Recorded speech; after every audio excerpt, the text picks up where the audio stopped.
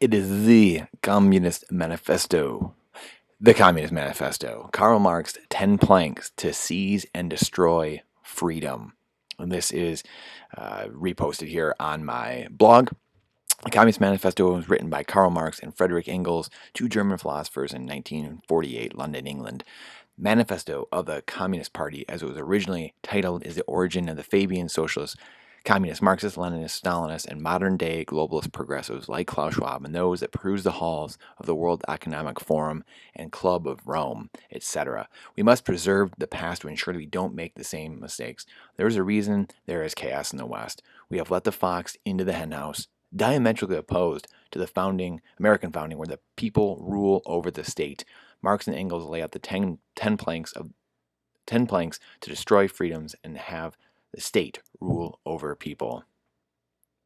Number 1, the abolition of property in land and application of all rents of land to public purpose. Number 2, a heavy progressive or graduated income tax. Number 3, abolition of all rights of inheritance. Number 4, confiscation of property of all emigrants and rebels. Number 5, centralization of credit in the hands of the state by means of a national bank with state capital and an exclusive monopoly. Number 6, centralization of the means of communication and transport in the hands of the state.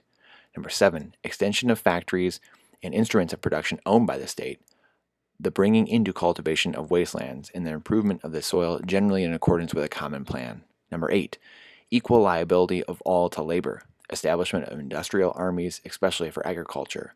Number 9, combination of agriculture with manufacturing industries, gradual abolition of the distinction between town and country by a more equitable distribution of the population over the country.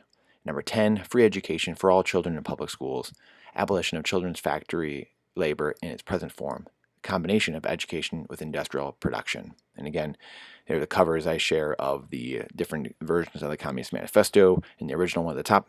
And then these are just some of my thoughts and just how it's affecting us today and how it applies to modern day. So number 1, we have zoning laws, getting rid of private property. We have zoning laws, property taxes, endless red tape and bureaucracy. Number 2, over half the citizens with the progressive income tax that Marx wanted, over half the citizens pay no federal taxes, and the wealthiest are taxed the most. Many are given subsidies transferred from the wealthy just to live. Food stamps, universal basic income, transfer payments, or stimmies, etc. Number 3, no inheritance. Estate taxes, death taxes, probate taxes, etc. Number 4, eminent domain. Again, taking of property, the confiscation of all property of immigrants and rebels. We have eminent domain. We have asset forfeiture laws, Drug Enforcement Administration, DEA, Internal Revenue Service, the Securities and Exchange Commission, the Bureau of Alcohol, Tobacco, Firearms, Explosives, etc., etc. Number 5, we have the U.S. Federal Reserve. They want to take over the banking system, which is number 5 here, and all credit, making it state-run. We have the U.S. Federal Reserve. We have the International Monetary Fund. We have the World Bank, the ECB, European Central Bank. We have the Bank of International Settlements, and all the global banking cartels, the People's Bank of China, and the BOJ, the Bank of Japan, etc., and etc., and etc.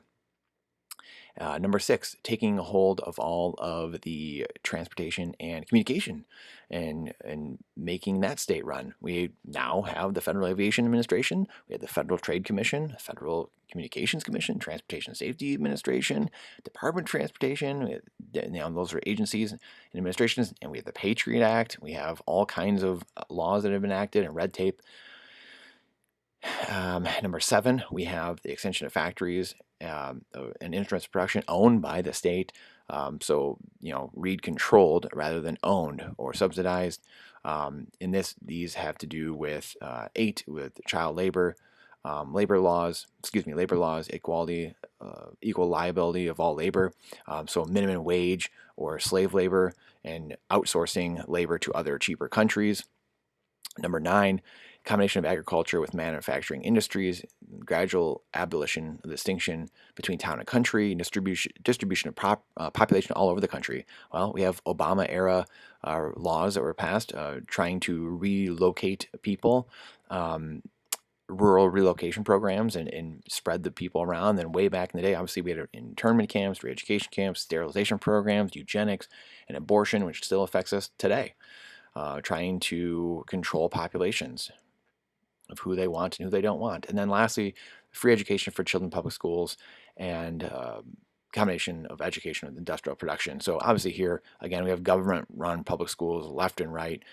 Teachers' unions run rampant, taken over by the state and the communists, and mass curriculums like George Bush's No Child Left Behind, which is all but done that, and children unsafe in those schools, and Michelle Obama food programs, et cetera, et cetera. So that is my thoughts on the Communist Manifesto and the 10 planks, and obviously the 10 planks stated above here from the Communist Manifesto.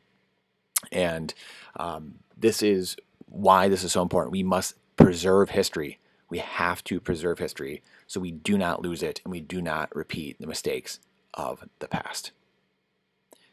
If you are interested in more of this content, we have much more of this on our YouTube channel and at our blog we have here as well, and we encourage you to go check that out there.